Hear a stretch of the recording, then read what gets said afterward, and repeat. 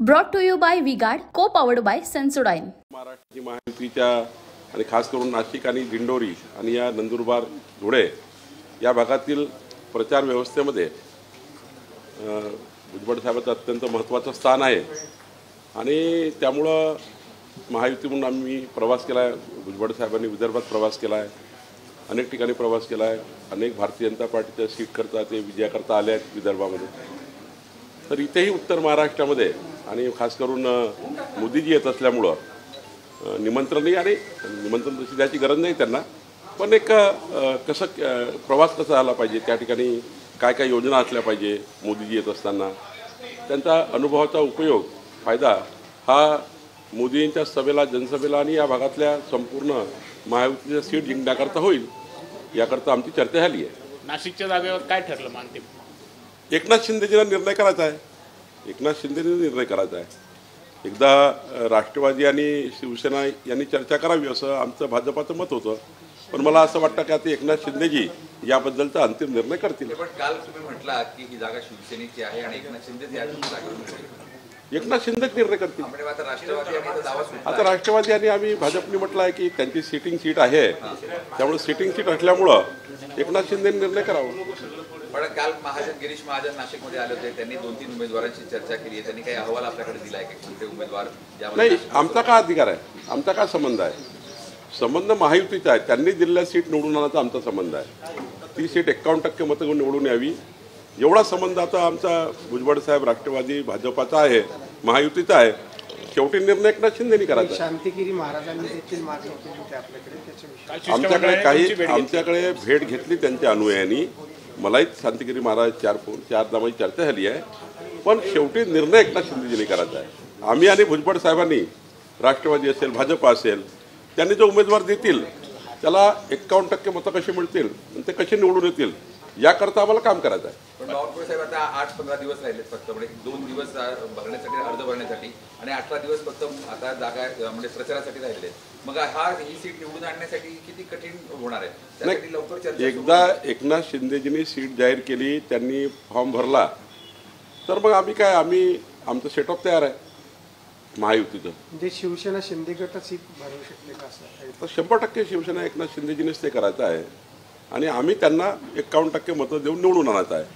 हेच काम आम्हाला करायचं आहे। ठाण्याची जागा डिक्लेअर केली, कल्याणची जागा डिक्लेअर केली, नरेंद्र मस्कींना तिथून उमेदवार देण्यात आलेले आहे, मात्र नाशिकची जागा त्यांनी अद्याप देखील डिक्लेअर का केली नाही? आता त्यांचा अधिकार आहे ना, त्यांच्या पक्षामध्ये मी कसं बोलायचं आणि भुजबळ साहेबांनी कसं बोलायचं? त्यांच्या पक्षामध्ये त्यांनी निर्णय करायचा आहे, महायुती म्हणून आम्ही एकत्र आहोत। शेवटी पक्षीय राजकारणात त्यांनी निर्णय करायचा आहे। राष्ट्रवादीचा निर्णय भुजबळ साहेबांनी अजित पवार साहेबांनी करायचा आहे, भाजपाचा निर्णय आमच्या केंद्रीय नेतृत्वाने करायचा आहे, देवेंद्रजींनी पुढाकार घ्यायचा आहे, पक्ष म्हणून आम्हाला काम करायचं आहे। पण शेवटी पक्षाचे निर्णय त्यांनी करायचे असतात। कधीपर्यंत होईल? मी वारंवार सांगतोय की एकनाथ शिंदेजींना सांगावं लागेल। मागच्या उशीर झाल्यामुळे, उमेदवारी जाहीर होण्यासाठी उशीर झाल्यामुळे भुजबळ साहेबांनी स्वतः माघारी घेतली होती की इतक्या लवकर आता कमी वेळ राहिला आहे, प्रचार होऊ शकत नाही। तुमच्याच महायुतीतला एक पक्ष जर इतका उशिरा लावत असेल तर तुमची एक सीट जाण्याची वेळ आलेली आहे, मग तुम्ही सिरियसली गंभीरपणे त्यांच्याशी काही या विषयावर बोलत नाही? सीट वगैरे काही जात नाही, 18 दिवस बाकी आहे आणि त्यामुळं भुजबळ साहेब, आम्ही, एकनाथ शिंदेजी, देवेंद्रजी आणि भाजपा, राष्ट्रवादी, खास करून महायुती इतकं मोठं जाळं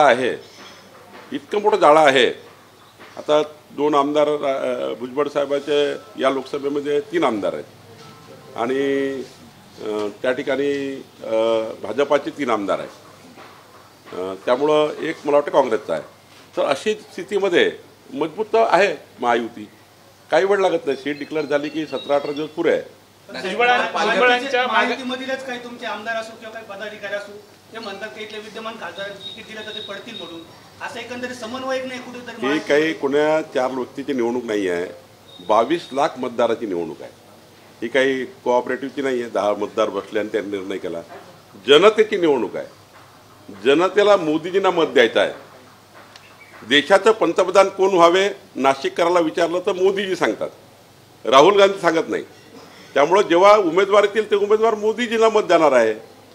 कोणी उमेदवार दिला एकनाथजींनी किंवा कोणी उमेदवार दिला महायुतीने, शेवटी मत डायरेक्ट मोदीजीला जाणार आहे। त्यामुळं लोक हा काळजी करणार नाही की कोण उमेदवार ना कोण उमेदवार, मोदीजीला मत द्यायचा हा प्रश्न आहे. मागच्या काही दिवसांपूर्वी पालघर ही भारतीय जनता पार्टीला त्या ठिकाणी जवळपास निश्चित होईल आणि भारतीय जनता पार्टीचे उमेदवार जाहीर करेल. मागच्या काही दिवसांपूर्वी बावनकुळे साहेब, भुजबळ साहेबांनी माघारी घेतल्यानंतर राज्यातील काही जे ते ओबीसी संघटनांनी नाराजी व्यक्त केली होती. त्या संदर्भात आजच्या बैठकीत, कारण आणखीन 2-3 टप्पा आहेत मतदानाचे, त्या संदर्भात आजच्या बैठकीत काही चर्चा झाली होती. साहजिक नाराजी व्यक्त होणार आहे, कारण भुजबळ साहेबांचं संपूर्ण आयुष्य जे आहे जर बघितलं तर त्यांनी 18 पगड जाती, 12 बोलतेदार, ओबीसी समाजाकरता त्यांनी आपलं आयुष्य दिलं आहे. आणि साधारण त्यांचं नाव जेव्हा येतं एखाद्या वेळी, शेवटी नावं येत असतात. काही ठिकाणी माझे नाव आलं वर्धेमध्ये, भुजबळ साहेबांचं नाशिकमध्ये आलं. तर जेव्हा एखादे समर्थक असतात, हे समर्थक आता तयार होत असतात आणि ते काही चूक नाही आहे. त्यामुळे संघटनाची नाराजी होणारच आहे, कारण भुजबळ साहेब तसे या राज्याचे मोठे नेते आहेत आणि त्यामुळे काही काळ नाराजी असणार आहे, काही काळ वाईट वाटणार आहे. काही व्यक्तिगत समर्थक असतात ज्यांना वाटतं की आपला नेता हा लोकसभेत गेला पाहिजे, विधानसभेत गेला पाहिजे, तर त्यावेळेस ती तात्पुरती नाराजी असतं.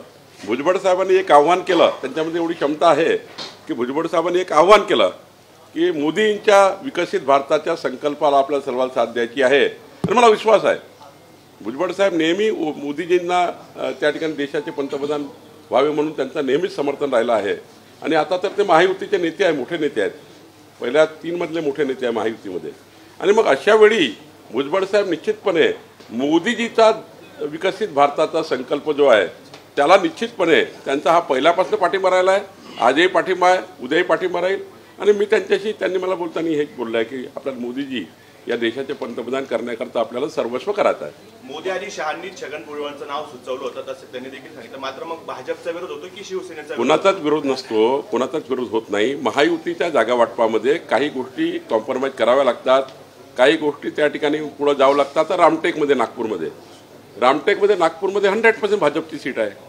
सर्व आमदार आमचे, सर्व सरपंच आमचे, सर्व पण महायुतीला द्यावी लागली शिवसेनेला. इथे हीच परिस्थिती आहे. राष्ट्रवादी आणि बीजेपीच आहे, पण शेवटी कॉम्प्रोमाइजमध्ये सीट त्यांना गेली आहे, कारण त्यांच्याकडे होती ती. आणि 13 खासदार जेव्हा एकनाथजीकडे आले आमच्या महायुतीमध्ये, तेव्हा इथले खासदार त्यामध्ये आहे. आणि त्यामुळं सीट कशी कापायची, सीट कशी कमी करायची हाही प्रश्न असतो. खूप कॉम्प्रोमाइज करायला लागतात महायुतीच्या राजकारणामध्ये. तसा हा झालेला आहे. काही कोणाचं कमी करणं, भुजबळ साहेबांचं कमी करणं, ही गोष्ट खरी आहे की भुजबळ साहेबाला मान्यता आहेत. आमच्या वरिष्ठ नेतृत्वानी आणि सर्वांनीच म्हटलं की भुजबळ साहेब हे नेते आहेत, त्यांनाही लढवलं पाहिजे. पण महायुतीच्या राजकारणामध्ये शेवटी सीट शिंदेकडे आहेत ना.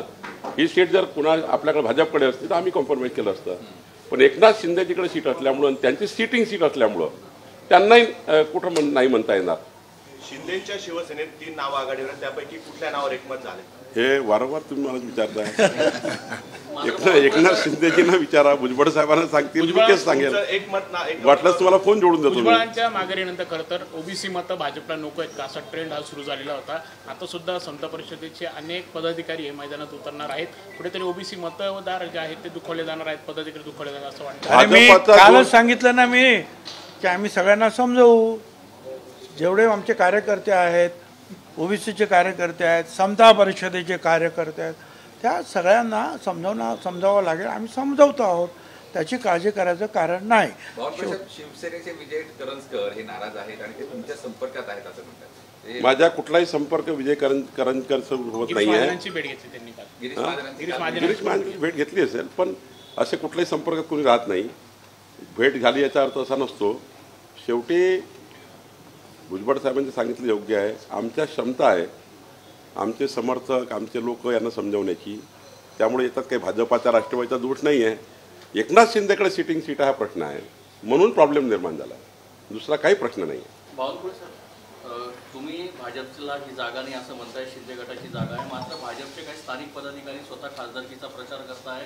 जर नाशिकची जागा ही जर सीट मला नाही मिळालं तर महायुतीचं मी सीट पाडून टाकेल, अशा प्रकारचे वक्तव्य तुमच्या पदाधिकारी. मोदीजीला मत द्यायचं आहे. भाजपाचा, राष्ट्रवादी, महायुतीला मोदीजीला मत द्यायचं आहे. काही काळ ही रिॲक्शन असतं की आपल्याला सीट मिळावी.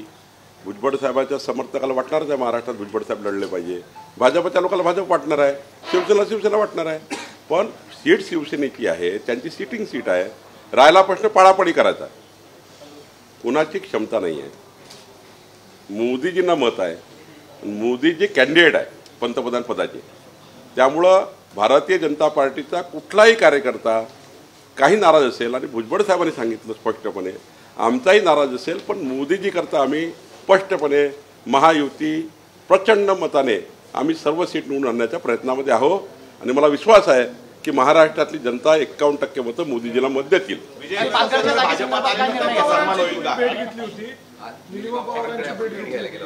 अमृता पवार, निलिमाताई पवार, तर अमृताताई पवार, निलिमाताई पवार, आम्ही त्यांच्याकडे सकाळी मी गेलो, त्यांची भेट घेतली. आणि आता पक्षाच्या त्या विधानसभा निवडणूक प्रमुख आहेत आमच्या पक्षाच्या येवल्याच्या, येवल्यामध्ये काय स्थिती वगैरे आहे अशी चर्चा केली. उद्या उमेदवारी अर्ज भरला जाणार आहे, नाशिकचा अर्ज भरला आहे, उमेदवार उद्या माननीय देवेंद्रजी स्वतः दिंडोरीच्या भारती पवारजी यांच्या अर्जाकरता येणार आहेत. भुजबळ साहेब वगैरे सर्वच राहणार आहेत. आणि नाशिकचं जर आज डिक्लेअर केलं शिवसेनेनी तर उद्या तेही अर्ज भरतील, त्यांची वाट बघावी लागेल. सर, हिंदी में जानना चाहेंगे क्या नासिक की और पालघर की क्या स्थिति है, और भुजबल साहब आगे से महायुति के प्रचार में दिखेंगे क्या, क्योंकि सिर्फ उन्होंने एक ही रैली की है चंद्रपुर में. भुजबल साहब ने 2 रैलियाँ की है. दूसरी बात, भुजबल साहब ने इसके पहले भी बार बार स्पष्ट किया है, अभी भी स्पष्ट किया और कल भी स्पष्ट करेंगे. वो महायुति के पहले 3 नेताओं में, और वो बहुत सीजन्ड लीडर्स है. पूरा जीवन उन्होंने महाराष्ट्र की राजनीति में डेवलपमेंट के लिए और महाराष्ट्र ओबीसी समाज के 18 पगड़ जातियों को न्याय देने के लिए दिया हुआ है. उनका जीवन ऐसा नहीं है एक बोलना और एक करना, या मीडिया के सामने कुछ करना, अंदर कुछ करना. उन्होंने सीधा सीधा कहा है, और पहले से भूमिका उनकी है. महायुति में भी भूमिका स्पष्ट है. मोदी जी के नेतृत्व में विकसित भारत के लिए भुजबल साहब का जीवन समर्पित है. उन्होंने अपना मोदी जी के लिए कहा है. अंदर भी हमने ये बात की है कि हम मोदी जी के नेतृत्व का भारत निर्माण करने के लिए वो पूरी तरह से खुलेआम प्रचार में हैं, और सारी तरह से वो प्रयास कर रहे हैं. सारे संगठनों को फ़ोन कर रहे हैं, वो घर में बैठे नहीं है. सारे महाराष्ट्र को उन्होंने मैसेज दिया है, हर बूथ तक मैसेज दिया उन्होंने.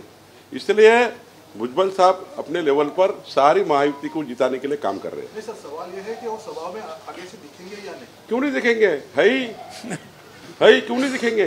जरूरत नहीं है बड़ी बड़ी सभाओं करने का. मैं भी बड़ी सभाएं नहीं करता हूँ. पॉलिटिकली हमारे संगठन को काम में लगाना ये नेताओं का काम होता है. नेता लोग भाषण देते हैं, मोदी जी भाषण देंगे, देवेंद्र जी देंगे, एकनाथ जी देंगे, अजीत पवार जी देंगे. हम लोग को पॉलिटिकल मैनेजमेंट, पॉलिटिकल संवाद, हम राजनीतिक संवाद, हमारे संगठन काम में लगना चाहिए. भुजबल साहब का महाराष्ट्र में संगठन है. आज दिन भर वीडियो कॉन्फ्रेंस करना, दिन भर विजिट करना, ये काम संगठन का होता है. तो संगठनात्मक रूप से हम लोग काम कर रहे हैं. भुजबल साहब का पूरा प्रेजेंस महाराष्ट्र में है, वो काम कर रहे हैं. चलिए, पालघरच्या जागेसंदर्भात काय निर्णय? पालघरची जागा भारतीय जनता पार्टी निर्णय करणार आहे. नाशिकची जागा जशी शिंदे गटाची तशी पालघरची पण शिंदे गटाची होती, त्यावरती भाजपने उमेदवार दिले. काही ठिकाणी आम्ही 13 लोकसभा शिंदेही सोबत खासदार आले, ते 16 सीट लढत आहेत. त्यामुळं काही सीट कमी जास्त झाल्या आहे. आता राष्ट्रवादीकडे एकच सीट त्या ठिकाणी सुनील तटकरे जी आमच्याकडे आले होते. राष्ट्रवादी 6 सीटवर लढत आहे. 42 आमदार त्यांचे आहे, किमान 6 सीट लढत आहे. तर काही सीट अजितदादा, काही सीट आम्ही अशा शेअरिंग केल्या आणि आनंदाने शेअरिंग केला आहे. त्यामुळे पालघरसुद्धा एक मताने त्या ठिकाणी आमच्याकडे येत आहे. साहेब, राज ठाकरेंच्या कुठे कुठे सभा होतील अजून पुढे काय? हे राज ठाकरे साहेबांच्या सभा आम्ही नियोजित केल्या आहे. नाशिकला होण्याची शक्यता आहे. आणि महाराष्ट्रातील प्रमुख ठिकाणी पुणे, नाशिक, संभाजीनगर ज्या ठिकाणी राजसाहेबांनी जे युनिट आहे त्या ठिकाणी ते सभा घेणार आहे. Brought to you bye V-Guard, को पॉवर्ड बाय सेन्सोडाइन.